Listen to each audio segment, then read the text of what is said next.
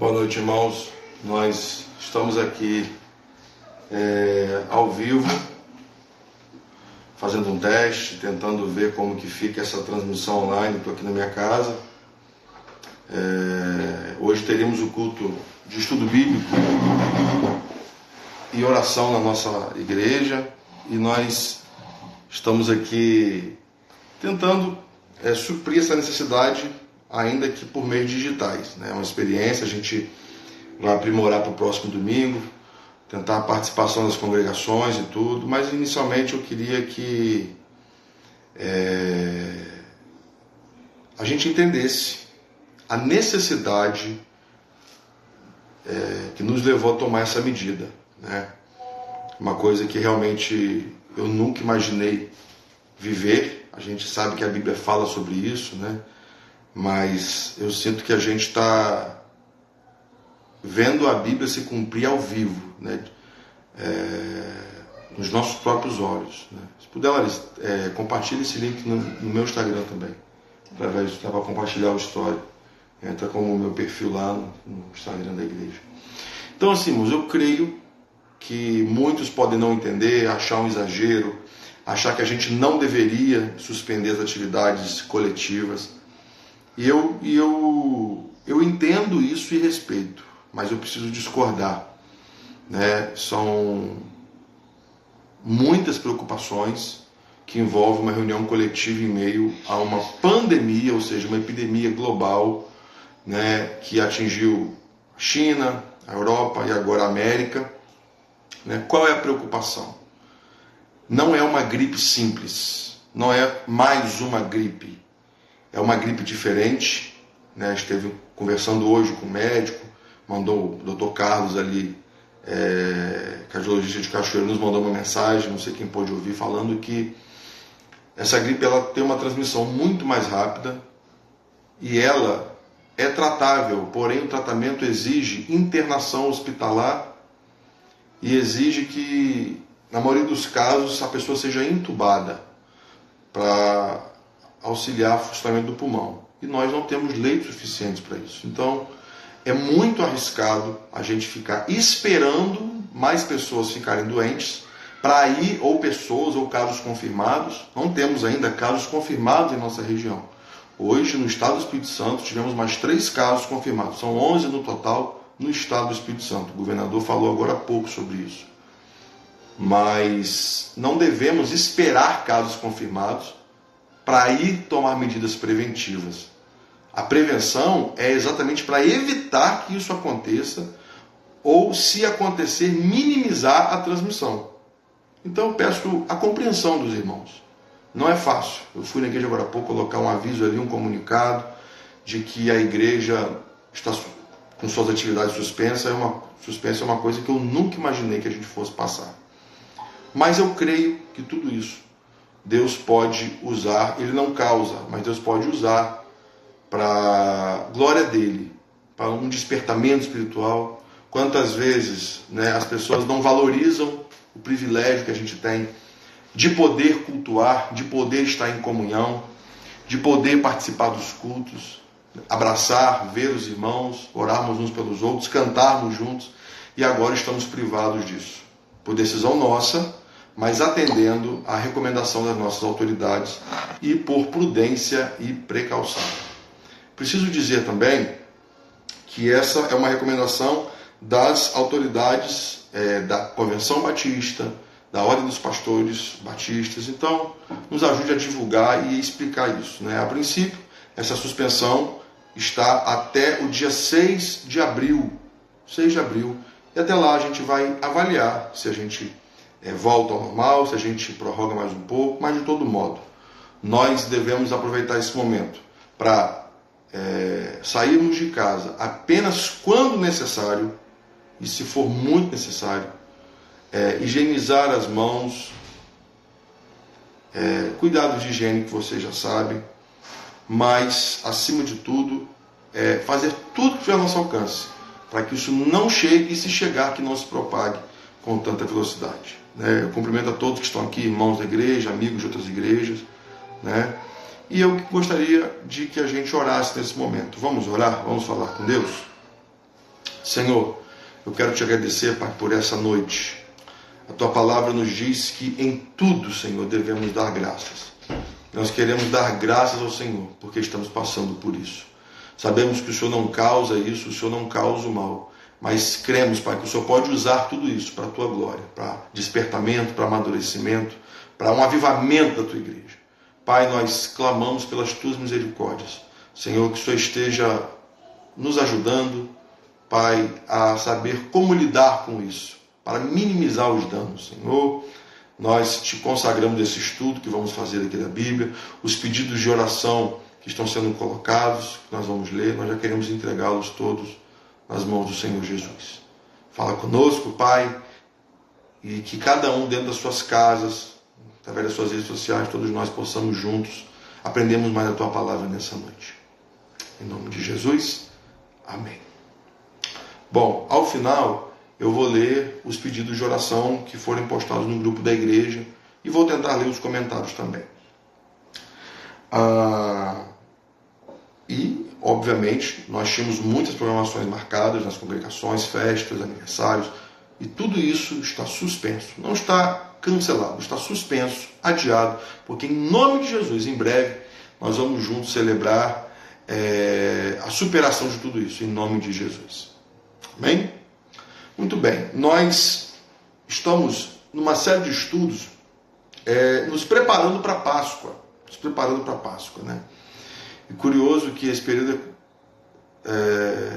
tem o período chamado Quaresma, os irmãos católicos, né? onde é um momento de reflexão, de silêncio, de devoção, e que muitos não respeitam, né? E agora todo mundo está tendo que se preparar para a Páscoa, ainda que a contragosto, né? Para você ver que o mundo todo agora, nesse momento, está apavorado, e que possamos estar atentos ao que Deus tem para nos falar, ao que Deus tem para nos dizer, nessa preparação forçada, inesperada, para a Páscoa de Jesus. E nós estamos lendo texto por texto, parte por parte, perícope por perícope, e nós temos agora diante de nós o texto de João 17.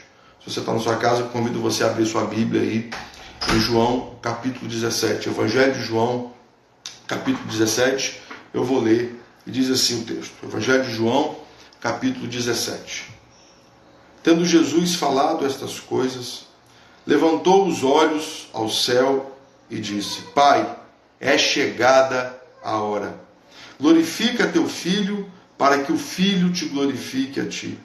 Assim como lhe conferiste autoridade sobre toda a carne, a fim de que ele conceda a vida eterna a todos os que lhe deste. E a vida eterna é esta, que te conheçam a ti, o único Deus verdadeiro, e a Jesus Cristo, a quem enviaste. Vou fazer uma pausa aqui, só para você entender. Nós estamos aqui na véspera da crucificação. Nós estamos aqui na semana da Páscoa. Jesus está em Jerusalém, já teve a última ceia, já explicou no capítulo 15 sobre a comunhão da igreja. Antes disso, entrou em Jerusalém e foi aclamado como o Rei dos Reis, lavou os pés dos discípulos, deu esse exemplo de humildade, explicou a missão do Espírito Santo, preparando os discípulos, preparando a igreja para a ausência dele, preparando a igreja para lidar com a morte e ressurreição e ascensão de Cristo. E essa missão, né, de consolar e conduzir a igreja na ausência da pessoa física de Jesus Cristo, é explicada no capítulo 16, que é através do Espírito Santo, conhecido como Consolador. Então estamos aqui lendo esse texto após as palavras de despedida de Jesus para os seus discípulos. A partir desse momento, Jesus está em oração ao Pai. Esse texto de João 17 é conhecido como a oração sacerdotal de Jesus. É o momento em que Jesus roga ao Pai pelos discípulos e pela igreja que está em formação. Então são palavras de Jesus. Estamos lendo aqui nesse momento agora uma oração que Jesus fez ao Pai na véspera de toda a sua experiência da crucificação. E o texto segue. Jesus orando ao Pai. Versículo 4 de João 17. Eu te glorifiquei na terra, consumando a obra que me confiaste para fazer. E agora glorifica-me, ó Pai, contigo mesmo, com a glória que eu tive junto de ti, antes que houvesse mundo. Manifestei o teu nome aos homens que me deste do mundo. Eram teus, tu nos confiaste, e eles têm guardado a tua palavra. Agora, eles reconhecem que todas as coisas me tens dado, que me tens dado, provém de ti, porque eu lhes tenho transmitido as palavras que me deste, e eles as receberam, e verdadeiramente conheceram que saí de ti, e creram que tu me enviaste. E o versículo 9, o versículo 9, Jesus continua rogando ao Pai pela igreja. Ele fala assim: é por eles que eu rogo, não rogo pelo mundo, mas por aqueles que me destes, porque são teus. E o versículo 11 ele fala assim: já não estou no mundo, mas eles continuam no mundo, ao passo que eu vou para junto de ti. Pai Santo, guarda-os em teu nome, que me deste, para que eles sejam um, assim como nós somos. Jesus começa a falar aqui da importância da unidade da igreja, da comunhão da igreja. E ele pede ao Pai que a igreja seja uma só coisa nesse corpo de Cristo, como ele é um com o Pai. Comunhão da Trindade é um mistério, é algo realmente maravilhoso e magnífico, que não é algo simples da gente entender. Obrigado. E ele roga ao Pai que, assim como ele é um com o Pai, nós sejamos uns com os outros. Ou seja, ele pede a Deus pela comunhão do povo de Deus, do corpo de Cristo. Perceba que na Trindade são pessoas diferentes, Pai, Filho e Espírito Santo, mas eles são tão parecidos entre si que é difícil você falar quem é quem. São pessoas diferentes, mas são três em um. Apesar das diferenças, eles vivem em perfeita comunhão. E ele continua falando e diz assim, a partir do versículo 13: mas agora vou para junto de ti, e isto falo no mundo, para que eles tenham a minha alegria, e a minha alegria complete em si mesmos. Eu lhes tenho dado a tua palavra, e o mundo os odiou, porque eles não são do mundo, como também eu não sou. Esse versículo 15 é um versículo muito forte. Ele diz assim: não peço que os tires do mundo, e sim que os guardes do mal. Eles não são do mundo, como também eu não sou. Santifica-os na verdade, a tua palavra é a verdade. Então perceba, Jesus, como disse para nós mesmos, disse ao Pai aqui também. Ele sabe e sabia que no mundo nós teríamos aflições e que deveríamos ter bom ânimo, porque assim como ele venceu o mundo, nós também venceríamos. E aqui ele fala: Pai, eu sei que eu não posso pedir para tirá-los daqui, mas que enquanto eles aqui viverem, que eles possam ser guardados pelo Senhor, que os livre do mal.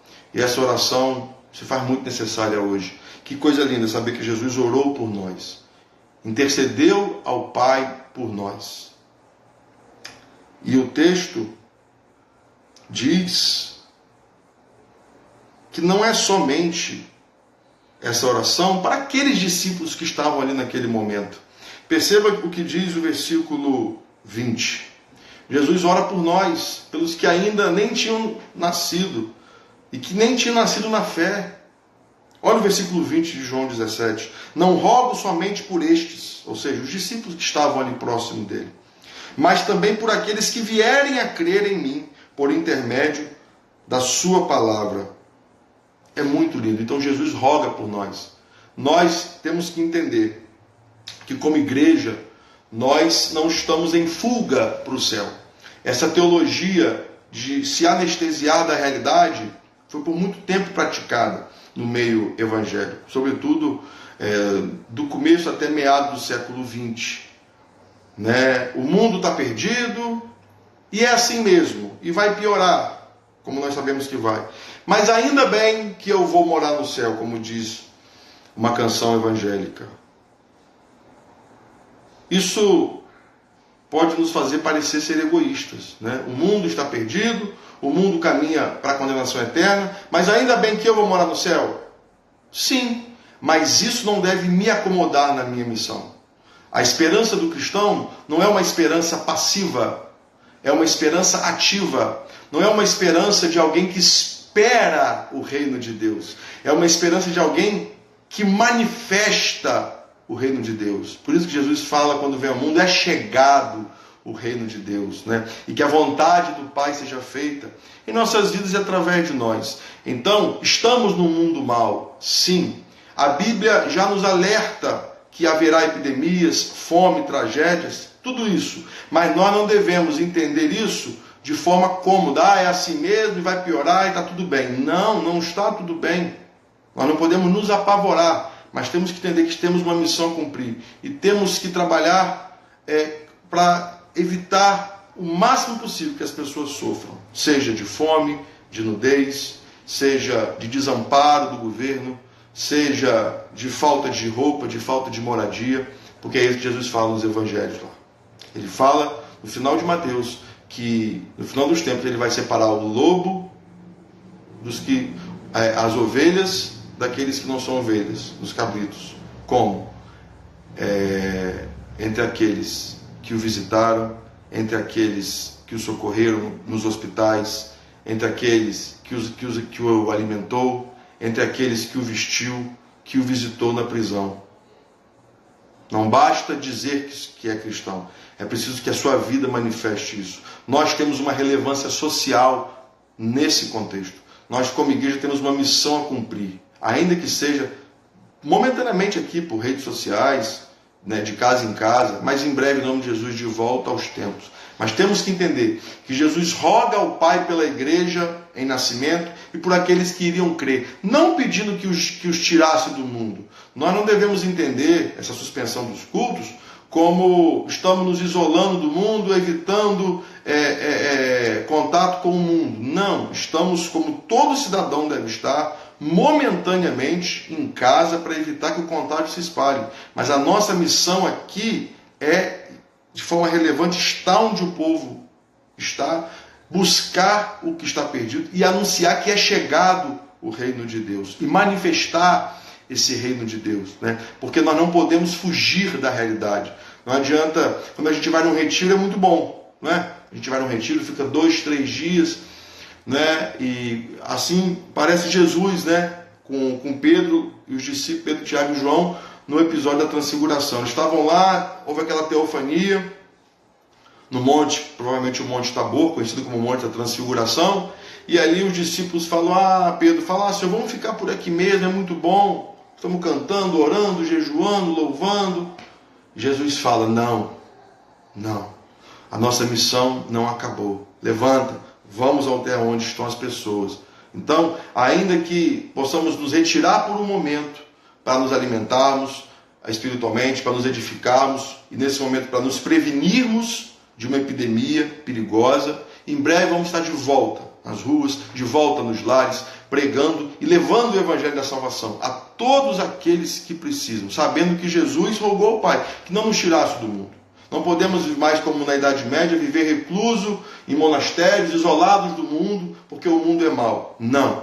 Nós temos que ser luz para o mundo e luz em meio às trevas. Então, como igreja, temos uma missão a cumprir muito relevante. E o texto, já concluindo, segue um pouco mais, e ele fala aqui no versículo 20, como eu li, e vou ler novamente o 20, e olha o versículo 21. Diz assim o 20, não rogo somente por estes, mas também por aqueles que vierem a crer em mim, por intermédio da sua palavra. E olha o versículo 21, que coisa linda. A fim de que todos sejam um. E como és tu, ó Pai, em mim, e eu em ti, também sejam eles em nós, para que o mundo creia que tu me enviaste. Veja bem, que eles sejam um, para que o mundo creia que tu me enviaste. Olha a oração que Jesus faz ao Pai, olha a recomendação que ele dá à igreja. Ele diz que a igreja de Cristo, que o povo de Cristo deve ser um, para que o mundo que é mal, creia em Jesus Cristo. É preciso que as pessoas vejam em nós unidade. Pessoas diferentes, com pensamentos diferentes, de diferentes denominações, mas que a palavra de Cristo nos una, que o temor do Senhor nos una, que o amor ao próximo nos una, que o amor às Escrituras nos una, que o bom testemunho seja o elo entre nós, e que Cristo seja de fato essa chave que nos faz ler toda a palavra e interpretar toda a realidade, para que mesmo em meio a tempos maus, né, as pessoas, o mundo vendo em nós a unidade, e unidade não quer dizer unanimidade, né? Nem nos próprios discípulos ali havia unanimidade, vez ou outra havia desentendimento, bate-boca, coisas desagradáveis, entre aqueles 11, 12, depois 11 discípulos de Jesus. Então, desentendimentos, discordâncias são naturais. E como batistas, nós convivemos muito bem com isso, né? Nós batistas temos um governo congregacionalista, vivemos sempre buscando de forma democrática tomar nossas decisões. Inclusive, essa decisão não foi tomada por mim de suspender os cultos. Eu consultei toda a diretoria, a liderança da igreja, e democraticamente se manifestou, e foi unânime essa decisão para suspender os trabalhos provisoriamente, né? Então, mesmo que nem todos tenham concordado, todos estão unidos nesse propósito. E Jesus pede ao Pai, e eu peço que você junto comigo ore nesse sentido: Senhor, faz-nos um, para que o mundo creia que Tu enviaste Jesus, para que nós possamos cumprir nossa missão de forma relevante aqui nessa terra, apesar das divergências, das discordâncias, que o amor de Cristo nos una, sabendo que tudo isso que Jesus falou que iria acontecer não nos deve fazer assistir passivamente tudo isso. Repetindo, a esperança cristã não é uma esperança passiva e alienada, que nos faz aguardar a volta de Jesus. A esperança cristã é uma esperança ativa, engajada, que, através de nossos atos, manifesta o reino de Deus, manifesta esse reino de Deus, essa boa nova a todos aqui. É uma esperança ativa e engajada em prol de todos aqueles que precisam do amor de Deus. E que isso seja feito em unidade, que isso seja feito em comunhão, porque foi essa a oração de Jesus. E eu encerro falando aqui a partir do versículo 24. Pai, de João 17, Jesus falando: a minha vontade é que onde eu estou estejam também comigo os que me deste, para que vejam a minha glória que me conferiste, porque me amaste antes da fundação do mundo. E assim, diz assim o versículo 26, eu lhes fiz conhecer o teu nome, e ainda o farei conhecer, a fim de que o amor com que me amaste esteja nele, e eu neles esteja. Essa é a oração do nosso Senhor Jesus por nós. Que nós, nesses dias difíceis de temor, saibamos que sim, tudo isso estava previsto, mas não devemos nos alarmar com isso, nos apavorar e nos conformar. Pelo contrário, como igreja, devemos entender, como cristão, devemos entender que temos uma missão a cumprir, que é levar o reino de Deus. Repito, não é aguardar o reino de Deus, é manifestar o reino de Deus de forma ativa e engajada a todos aqueles que precisam ser alcançados pelo amor, pela graça e pelo perdão de Jesus. E que isso seja feito, como Jesus pediu ao Pai, em unidade, para que todos sejam um, para que o mundo creia que Jesus Cristo é o Senhor e Salvador, o único caminho que nos leva até Deus. Com a permissão dele, na semana que vem, vamos entrar no capítulo 18, que aí já vamos estar na véspera da prisão, né? Jesus orando no Getsemane, né? Isso na quarta-feira que vem. E agora eu quero compartilhar aqui os pedidos que foram enviados para a gente, né? O Silas pede pelos profissionais de saúde que estão envolvidos diretamente nesse combate. A irmã Marlene Oliveira dá recomendações para estarmos atentos aos noticiários da TV. Nem sempre, irmãos, o que se compartilha nas redes sociais é de fonte fidedigna, mas os jornais estão muito comprometidos. Creio que todos os canais que estão no ar, né, estão sendo muito prudentes. Estejamos atentos à notícia, aos pronunciamentos de nossas autoridades, porque a cada dia as notícias se atualizam e temos que estar atentos, né? A irmã Marcela, agradece a Deus pela vida e pede pelos missionários e familiares. Estamos em campanha de missões mundiais, como batistas brasileiros, né? Os missionários sofrem com essa alta do dólar, porque tudo lá fora é em dólar. O dólar, se não me engano, hoje estava 5,20. Isso é uma preocupação. E é para sustentar essas famílias de batistas brasileiros. Somos mais de 500 missionários. Éramos 500 em 2015, né? A informação foi atualizada. São mais de 2.000 missionários batistas brasileiros espalhados pelo mundo nesse momento, que precisam da nossa oração, em países, às vezes, com uma estrutura de saúde mais precária que a nossa, isolados, né? Em países populosos. Então, oremos pelos nossos missionários e pelas famílias missionárias que estão ao redor do mundo nesse momento, sofrendo junto também essa pandemia. A irmã Priscila agradece a Deus pela família dela e pede oração por nossa saúde, pelos nossos familiares, e pede oração pelo pai dela também. A irmã Aureni agradece a Deus por mais um dia de vida e pede pela Elaine, a sua nora, que está trabalhando num hospital no Rio, que é referência para os infectados, né? Está lidando com pacientes infectados. Então, Deus proteja ali a Elaine, na capital do Rio.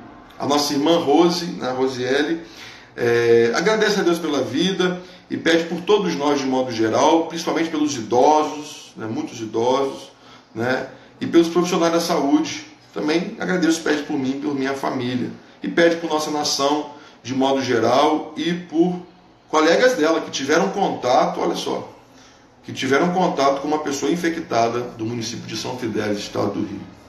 A irmã Marlene Oliveira agradece a Deus pela vida dela e pede oração pelo trabalho dela, que é um pouco complicado da epidemia, né? A irmã Marlene Oliveira trabalha na área da saúde, é verdade. A irmã Ana Lúcia agradece a Deus pelas bênçãos e pede oração pela família dela.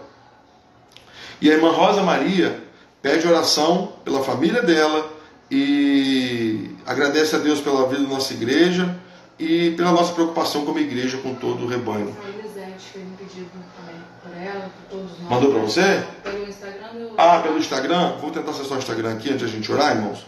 Há pedidos também que estão no Instagram da igreja. Vamos tentar ler aqui também. A irmã Elisete diz que devemos orar por todos nós e pelo nosso país. É verdade, devemos estar em oração. Eu quero recomendar a você que esteja aproveitando esse tempo para meditar na palavra de Deus, para fazer um culto doméstico. Quem sabe falar de Deus para o seu marido, para o seu filho, para a sua nora, para pessoas que talvez você não falaria, mas Deus está te dando uma oportunidade de falar e de orar nesse momento com seus familiares. Talvez não faça um grande estudo bíblico, mas pelo menos orar juntos vocês podem fazer. Deixa eu ver aqui o que temos aqui no ao vivo, né? Muitos irmãos acessando, tivemos uma participação muito boa, estou surpreso. Isso é um teste para o domingo, onde a gente espera que as congregações possam participar e que a gente tenha música também no nosso ministro, né? Para que a gente possa, mesmo que através de redes sociais, cultuarmos a Deus de forma coletiva. Deixa eu ver aqui os pedidos de oração aqui da live, né? Do ao vivo aqui do Instagram. Cumprimento a todos os irmãos que estão aqui assistindo e todos que virão assistir depois que isso vai ser postado nas nossas redes sociais também. Nem todos podem ver ao vivo. Nossa irmã Elisete pede para que Deus nos abençoe. Nosso irmão Luciano manda um ok. Amém, irmã Raquel. Amém, pastor Ciro. Que Deus abençoe o irmão também aí com a querida e amada a Igreja Norte em Campos. Deixa eu ver. Acho que é isso, né? Quero agradecer a presença de todos aqui. Primeira vez que eu faço isso. É um teste e que, apesar de ser muito interessante, que isso tudo dure muito pouco e que em breve a gente possa estar de fato ao vivo e a cores, podendo nos abraçar, nos confraternizarmos. Mas enquanto isso, faça isso em família. Quero deixar a última recomendação para você aqui. Só saia de casa em casa se realmente for necessário. E aos idosos, por favor, não saiam de casa de modo algum. Lembre-se, procurar os hospitais apenas se tiver com febre alta, tosse seca e persistente e principalmente falta de ar. Sintomas leves de gripe não te devem fazer ir procurar um posto de saúde, porque ali você pode ser infectado.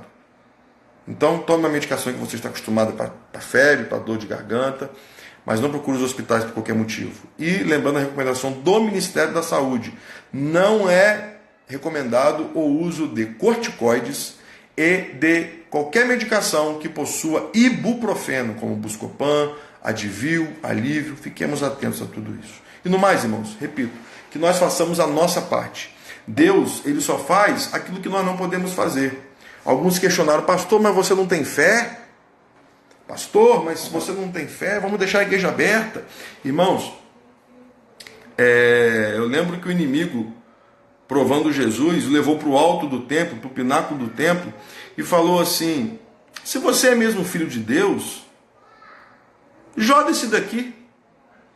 Coloque a sua vida em risco aqui, porque a palavra de Deus diz que aos teus anjos, aos anjos ele dará ordem a teu favor. Então eu já vi algumas pessoas usando a própria Bíblia para defender que a igreja fique aberta, que a gente enfrente isso, abraçando as pessoas, etc. Porque Deus vai nos proteger, porque nenhum mal vai chegar à nossa tenda, porque Deus livrou o povo de Israel das pragas do Egito.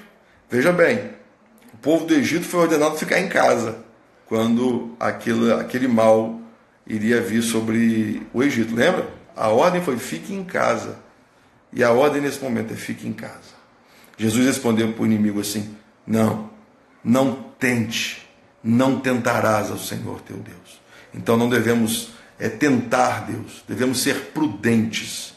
Não podemos, os filhos da luz não podem ser menos prudentes que os filhos das trevas. Perceba, se os shoppings nas capitais estão fechados, se as escolas estão paradas, nós, como os filhos da luz, não podemos ser menos prudentes que os filhos das trevas, né? Não podemos tentar o nosso Deus. Deus só faz aquilo que nós não podemos fazer.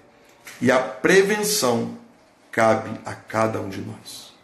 Quero agradecer a presença, a audiência de cada um dos irmãos. Vamos juntos orar nesse momento? Você pode orar junto comigo? Pai, quero, Senhor, te agradecer, porque, apesar de tudo isso, nós temos, Pai, esse recurso, as redes sociais, para, Senhor, amenizarmos a distância. Senhor, eu peço que o Senhor dê paciência aos irmãos nesse momento. Muitos, Pai, não estão sabendo lidar com a falta de contato físico, a necessidade de ficar em casa. Pai, dá-nos paciência, eu te peço, Senhor.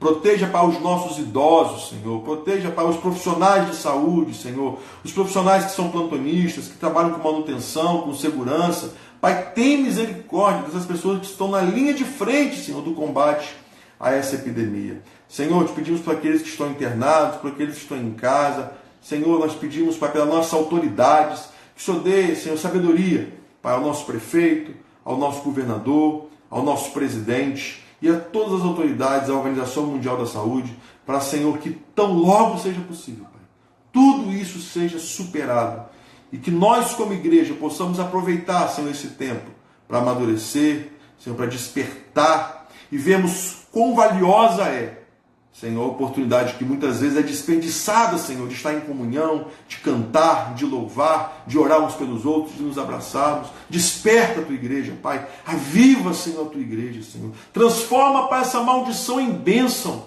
Nós cremos no teu poder e te rogamos, Pai, por nossas famílias, por nossos filhos, por nossos amigos e irmãos, Senhor, por nossa igreja, Pai, por nosso município, estado, nação, por todo o mundo, Pai. E que, Senhor, ó Pai, a paz que excede todo entendimento, Senhor, guarde os nossos corações. Ó Deus, que o teu amor, ó Jesus Cristo, que a tua graça, Espírito Santo, que as tuas consolações sejam derramadas abundantemente sobre este povo que aqui está junto comigo e vai assistir depois.